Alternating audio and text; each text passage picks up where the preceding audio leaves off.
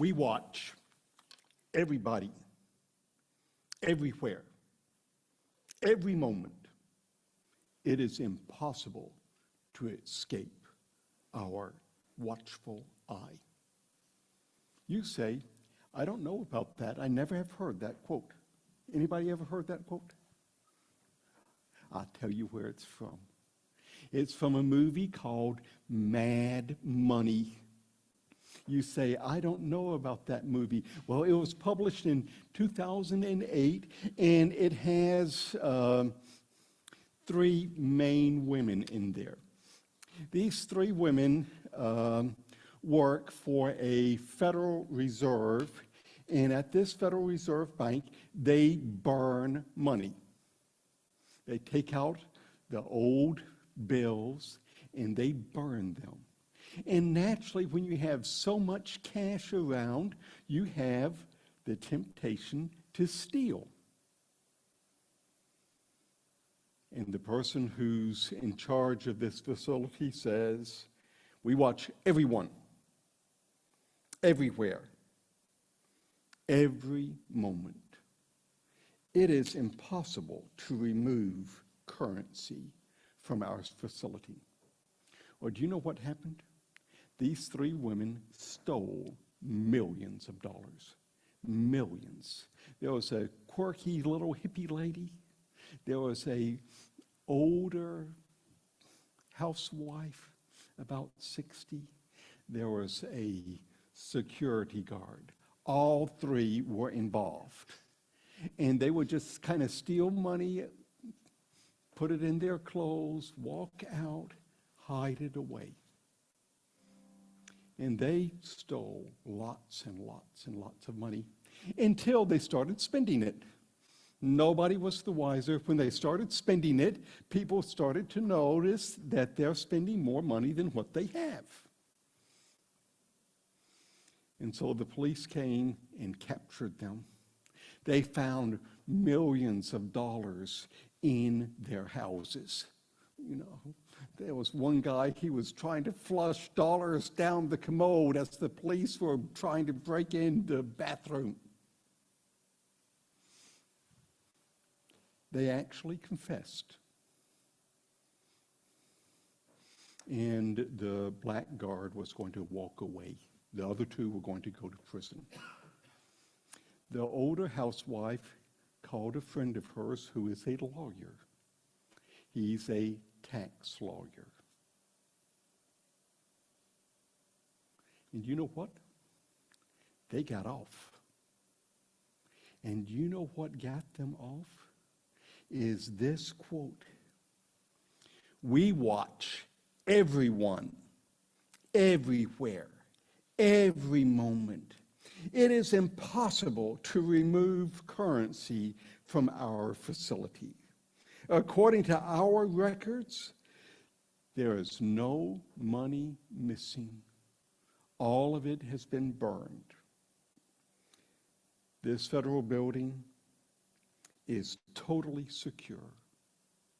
No currency is missing. You know, I thought about that movie as I looked at the story of Joseph. Now, with the story of Joseph, you have something that's very similar. In the movie, they do wrong and get away because they didn't watch that well. In the story of Joseph, he does everything right, and God watches him. And he doesn't get away. He's rewarded for his faithfulness. Did you notice that when we look at the life of Joseph, one of the key components is he fears God. Notice what it says in Genesis 42:18. The brothers have come back. He's put them in prison. He says on the third day, do this and you will live. Why? because I fear God. I live my life in the presence of the Almighty. He sees everything. In the way Joseph lived his life, he was not perfect. But did you notice? In all of the story about Joseph, there's never one thing recorded that was wrong. Never took advantage of somebody, never lied, never got upset, never. All of his life, he responded faithfully to some pretty difficult circumstances. You see, we've been talking about the fear of the Lord or the fear of God, and that means we believe God will keep his promise. He will bless us when we are obedient, and he will discipline us when we are disobedient. It's not that he's trying to hurt us. He's trying to bring us back to himself. So let's look at the story of Joseph. The story of Joseph is how to be successful in fearing the Lord. He believed that God will keep his promise. You may remember the story starts off in Genesis chapter 37. And God reveals himself to Joseph. And what does God say? You're going to be the ruler of your family. Well, the 10 older brothers didn't like that. And you're going to be the ruler of the world. The 10 older brothers certainly didn't like that. How would you like it? You're 17 years old. God tells you, you are going to be the ruler of the world. And all your brothers hate you for it. In fact, they hate you so much, they want to kill you. In fact, they were going to just kill him. And then they said, no, he's our brother. That would be terrible just to kill him. What we'll do is we'll sell him. At least everybody gets a little bit of money. And they sold Joseph down to Egypt. Now, if I had been Joseph and I had been sold down to Egypt and I had this promise that God is going to make me the ruler of the world and the ruler of my family, I would have said, God, I don't know how it works in heaven, but this is not the way it works on earth. You know, you can't be the ruler of the world when you're a slave. It doesn't work that way. You may think you're the ruler of the world, but it doesn't work that way. When I'm supposed to take care of the family and rule the family, and they think I'm dead, I can't do anything.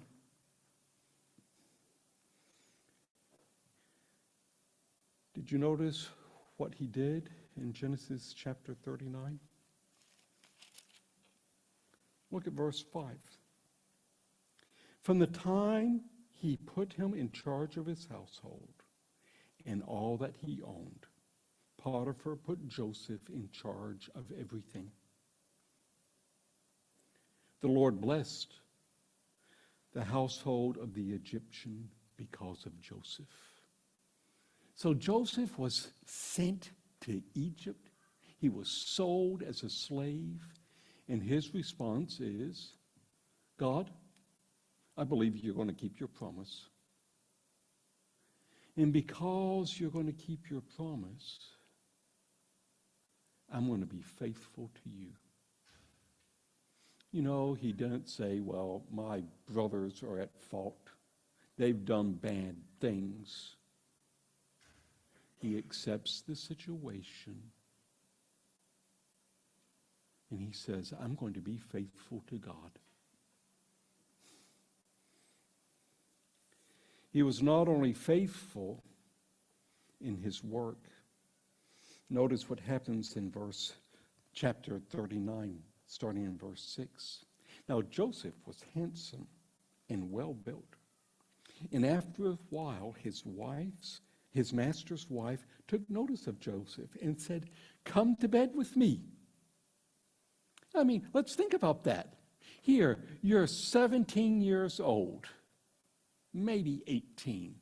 You're in a foreign country. Your parents and your God don't even know that you're alive. Come on, hop in bed with me.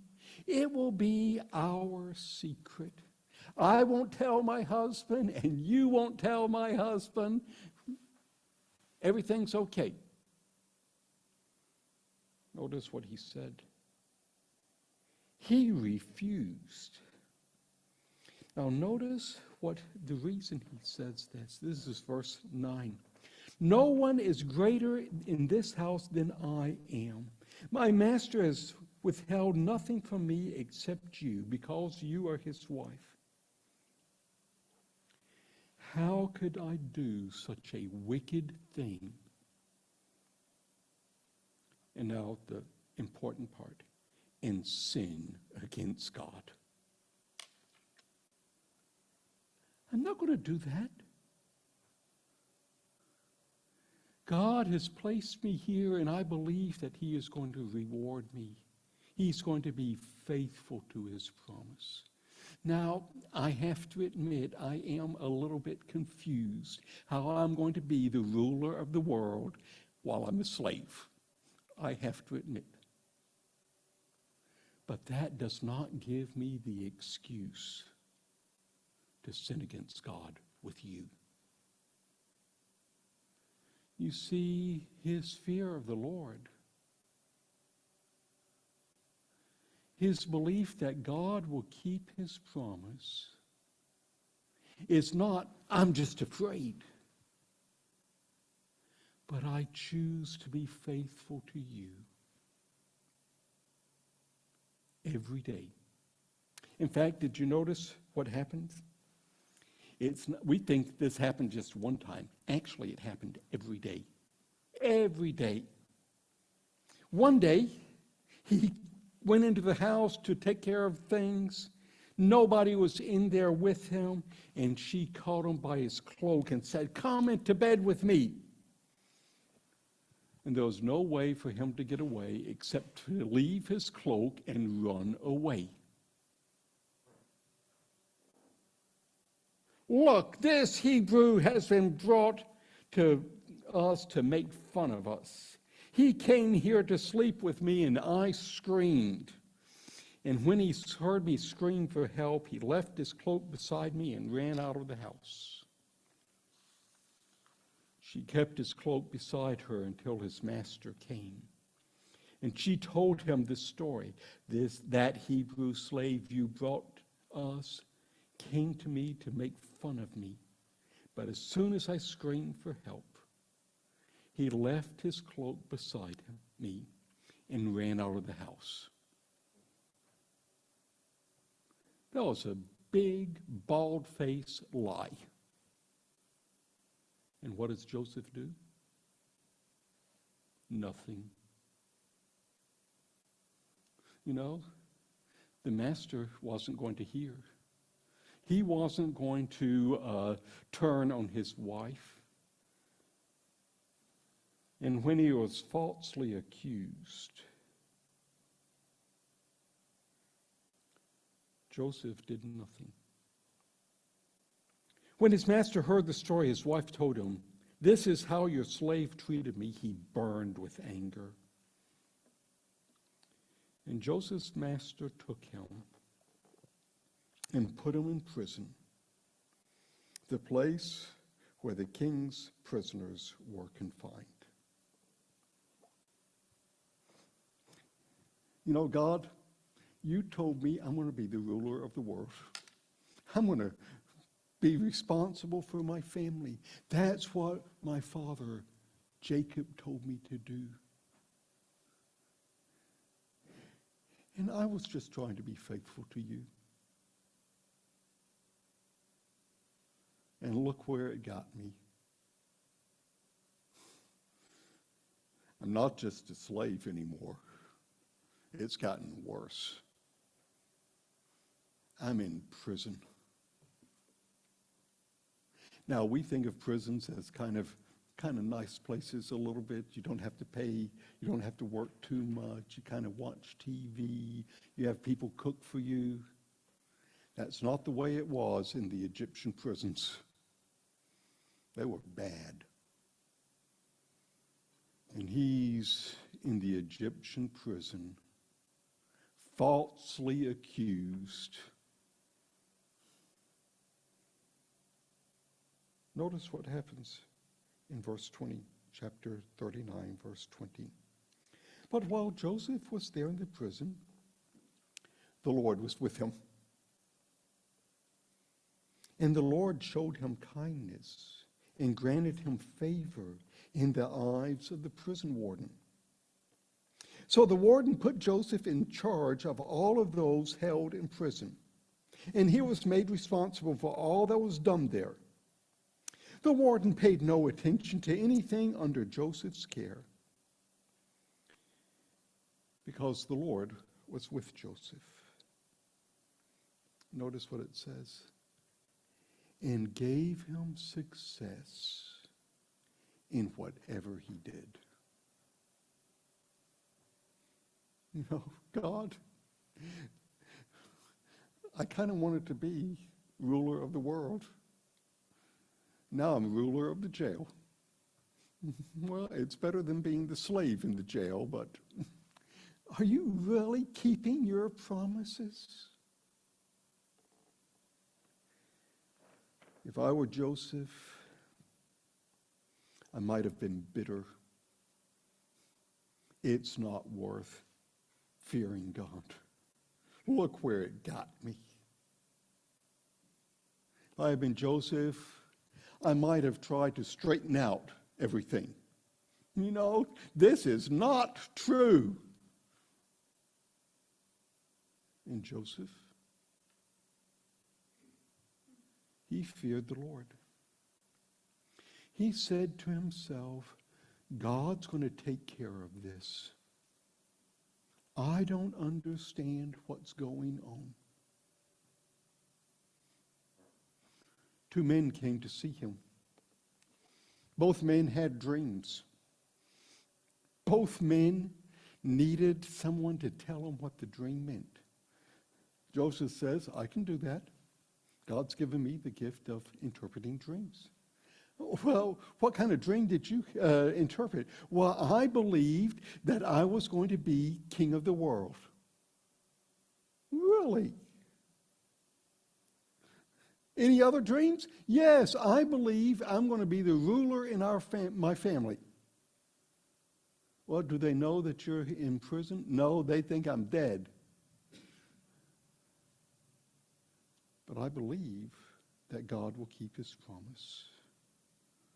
And do you know what? Joseph interpreted the dreams, and the one guy escaped. He promised, I'll help you, and he forgot. Until Pharaoh needed someone to interpret a dream.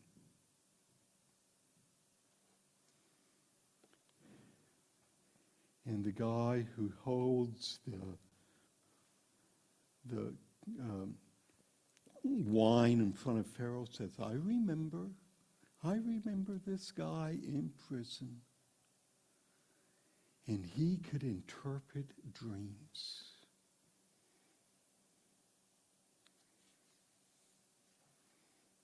And Joseph came out. He interpreted the dreams. Pharaoh was impressed. Joseph said, hey, it's not me. This is God. And God speaks through me to save you. They called him Safpat Paneah, the God who lives and speaks. What should we do, Joseph? Well, with the 7 bad years coming, we should save in the 7 good years. And we should store it up so that when the 7 bad years come, we won't die of starvation. That's a good idea. I wonder where I can find someone who has administrative skills to do that. They said, try Joseph. He was pretty successful in Potiphar's house. He was pretty successful in the prison. Try Joseph. And that's a good idea. I will make you ruler of Egypt. Seems like I've heard that someplace before. Ruler of Egypt. What will that mean? It means everybody will bow down before you. Everybody will do what you say. Nobody will question you in any way. Sounds pretty good. If I had been Joseph, do you know who the first person I would be to go see? Potiphar's wife.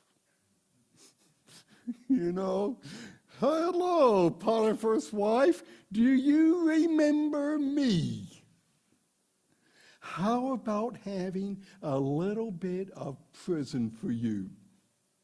And Potiphar, you can go there too. Did you notice what he did? Because he feared God, he was not bitter. He took no revenge on Potiphar, no revenge on Potiphar's wife. In fact, he could have even commanded his troops to go to Canaan and wipe out his family. He did nothing of that sort. What did he do? He feared God. And he said, God, you've placed me here, and you've elevated me here, not for my benefit, but for the benefit of others. And it's my job to be faithful to you. It's your job to take care of your promises. Pretty soon, the good years were over. Famine was in the land of Canaan. And the brothers didn't have anything to eat. So Jacob sent them down to Egypt and said, go buy grain in Egypt. We hear that there's grain in Egypt. And as the 10 walked in, Joseph recognized them. And as they bowed low to the ground to him, he said, I remember that in a dream. I remember them bowing down to me. And he spoke harshly to them. You are spies. No, no, no. We are, it's almost comical. We are reliable people. We always keep our word. Joseph said, I'm not so sure about that. We're 10 brothers. One of them's gone. Joseph said, you hope. And one of them's at home. Stick them in prison. And after 3 days, if you are honest men, let one of your brothers stay here. Bring your youngest brother, and I will let you go. If I had been Joseph, I may have taken revenge. Maybe double revenge. You know, if I had anger issues with Potiphar and Potiphar's wife, I would really have anger issues with my brothers. And what did he do? No revenge. Why? He feared God.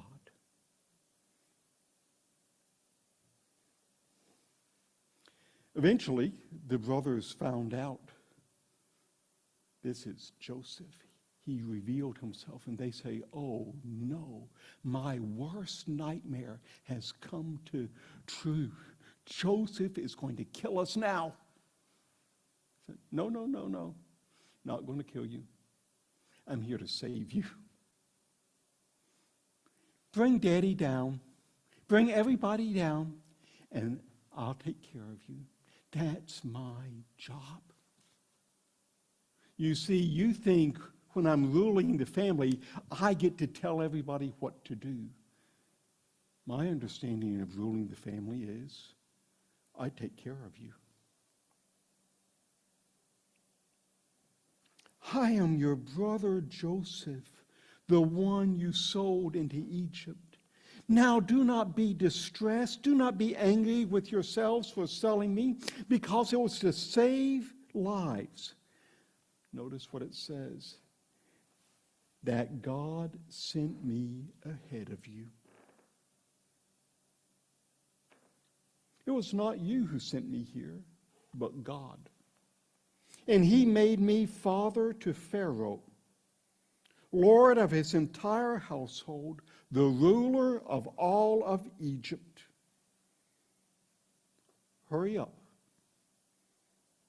Bring the family down to Egypt. God has made me Lord of all of Egypt. And when you come, I already have the land picked out for you. You get to stay there. You'll get a job. We'll take care of you.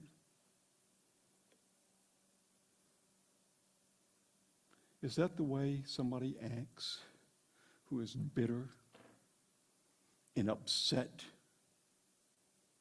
You see, when you're bitter and angry and upset, you're no longer focusing on what God is doing in your life.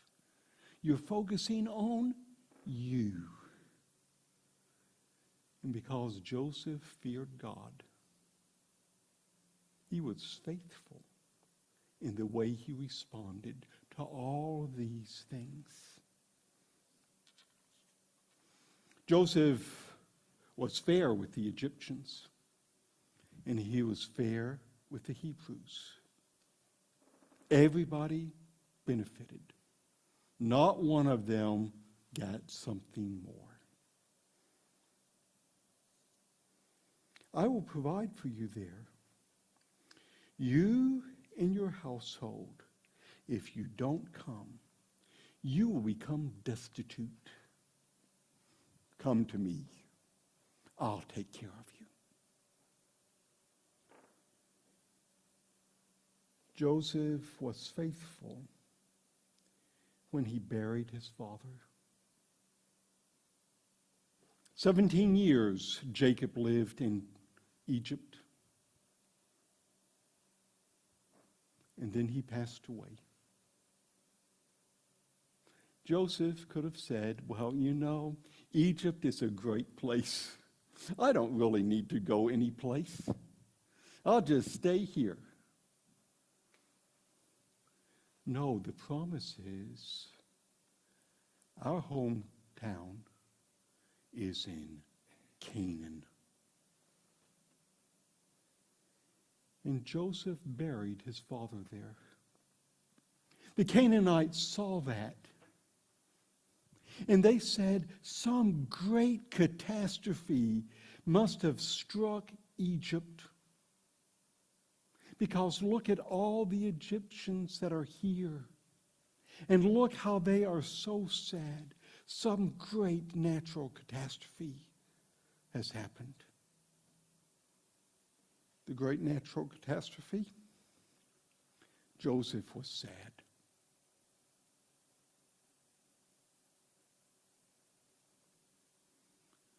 They came back.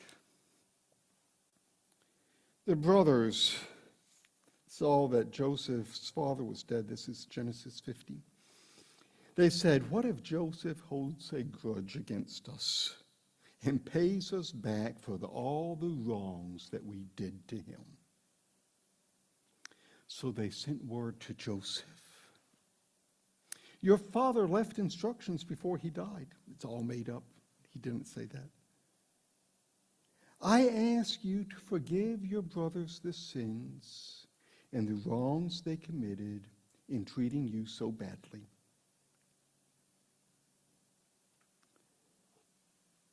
If you look at Genesis 50, verse 17, the last part is important. When their message came to him, Joseph wept.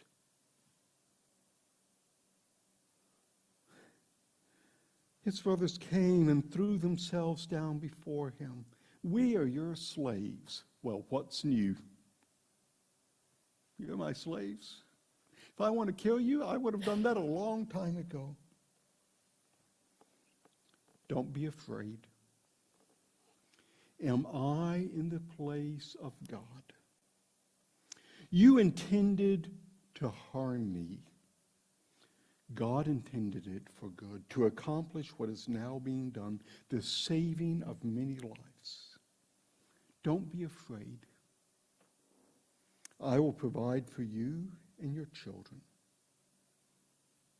I guess the reason Joseph cried is his brothers didn't understand. The way he treated them was a reflection on his relationship to God. And as he reflected on what God wanted him to do, he treated them graciously.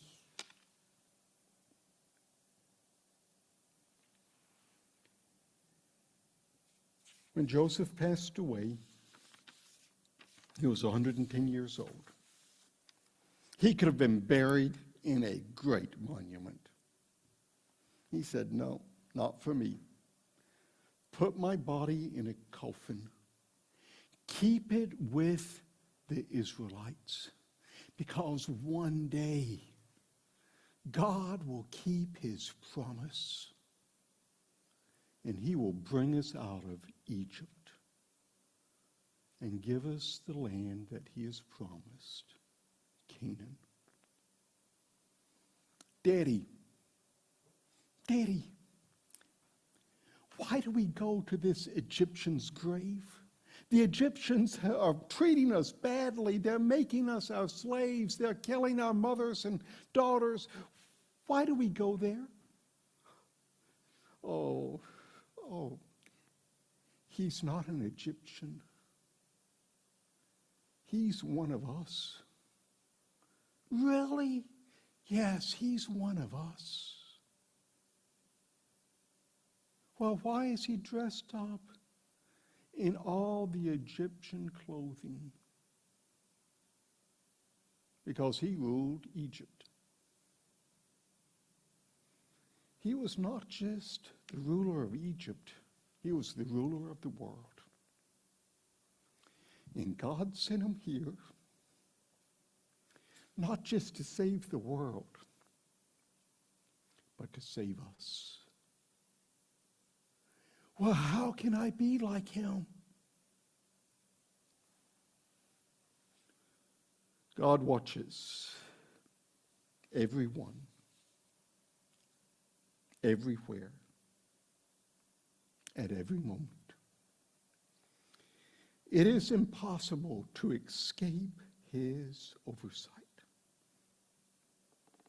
He sees our actions and our attitudes. He understands our motivations. And he is faithful to keep his promise. His promise to bless those who respond faithfully to him, and to discipline those who choose to go their own way. Joseph was faithful as a slave. He was faithful when tempted. He was faithful when falsely accused. He was faithful when elevated. He was faithful when he was responsible for all. He was faithful when he tested and helped his brothers, when he brought his family to Egypt, when he buried his father. He was faithful when he was misunderstood and when he passed away. You see, Joseph knew what it meant to fear God and to live in such a way that reflects this fear for God. The life of Joseph tells us how to live when we fear God. Let's pray. Father God, thank you that we have the life of Joseph. Thank you so much that he feared you. And he shows us how to fear you in our everyday life. Not to complain,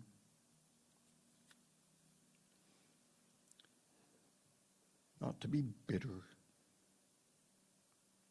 not to take revenge,